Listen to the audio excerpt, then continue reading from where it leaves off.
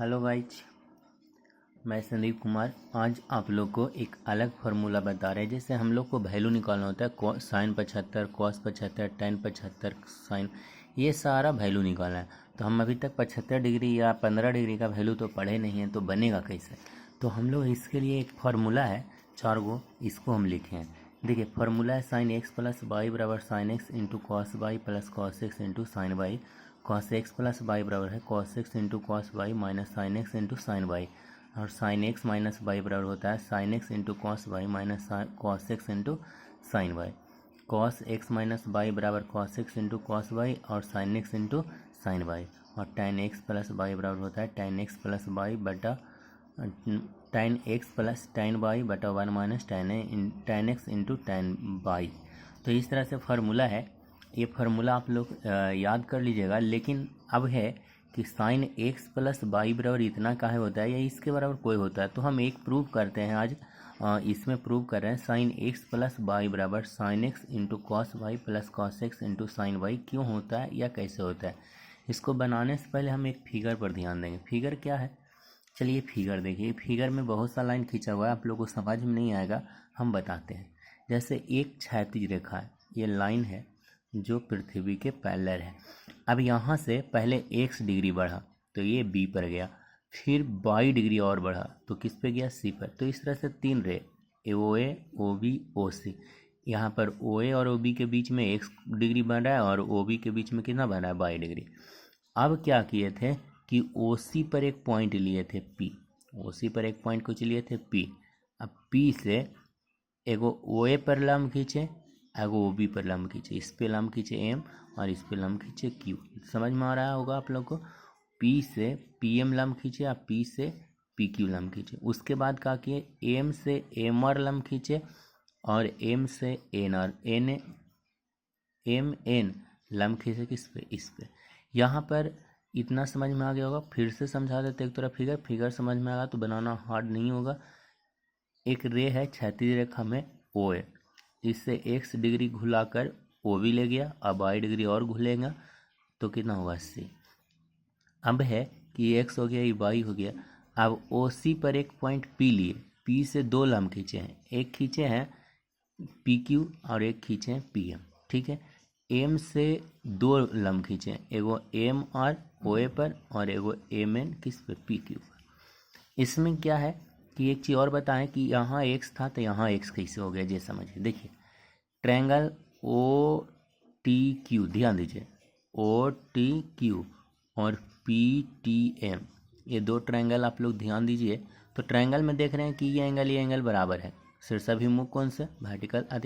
Vertical opposite.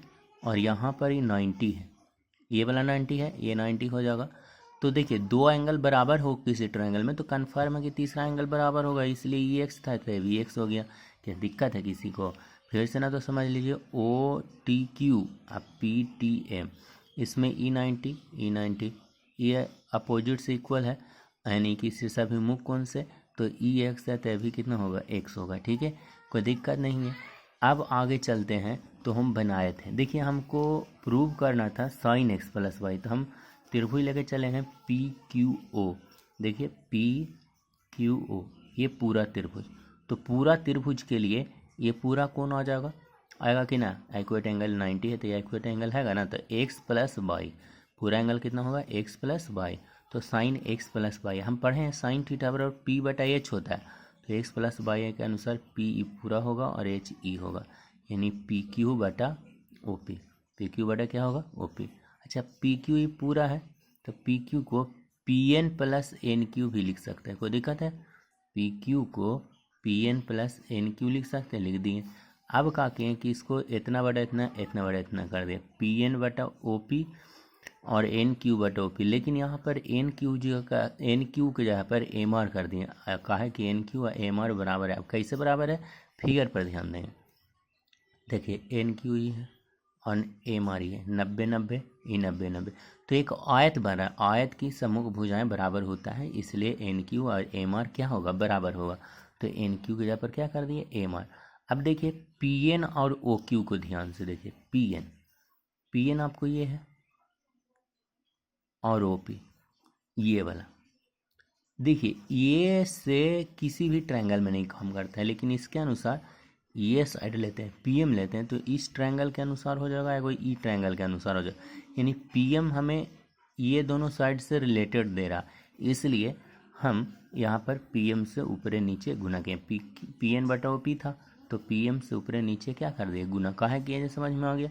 अब देखिए उस तरह से इधर देखिए एम आर है और ओ पी है, तो एम आर कहाँ है, एम आर ये है और ओ पी यहाँ है। तो देखिए ये और ये कुछ अलग होता है, इसलिए हम इससे कौन ट्रायंगल बन रहा है, ई ट्रायंगल, और इससे ये ट्रायंगल बन रहा है। तो ये ट्रायंगल और ये ट्रायंगल में ओ एम कॉमन था, इसलिए ओ एम से इसमें गुना कर दिए। ठीक है, अब इसको ध्यान दीजिए, पी एन बटा पी एम कहाँ है, पी एन देखिए ये है, अब पी एम ये देखिए ये है, तो ये एक्स है, तो ये लंब होगा, ये आधार होगा और ये कर्ण होगा। तो आधार बटा कर्ण किसका होता है, कॉस एक्स का, इसलिए पी एन बटा एम पी एम किसको लिखे, कॉस एक्स।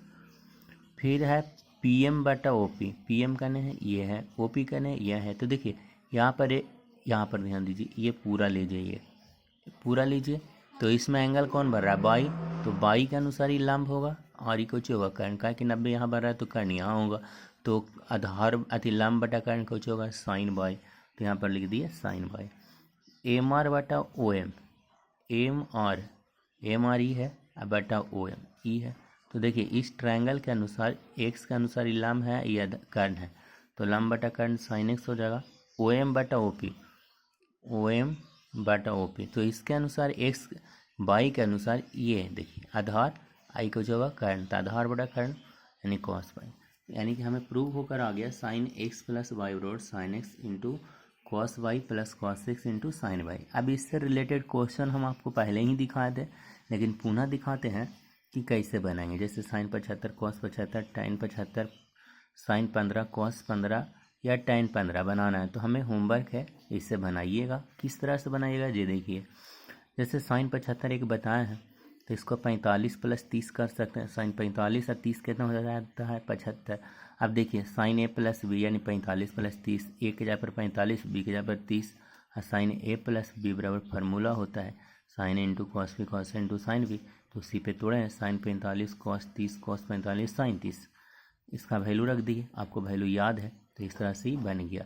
देखिए 75 को 45 प्लस 30 से करके बनाएगा, लेकिन अगर 15 हो तो 60 माइनस 45 कर सकते हैं या 45 माइनस 30 कर सकते हैं। अब यही वैल्यू यूज काहे करेंगे, काहे कि जैसे 90 माइनस 15 भी 75 होता है, लेकिन 15 डिग्री का वैल्यू याद नहीं है आपको, तो कैसे तोड़िएगा है।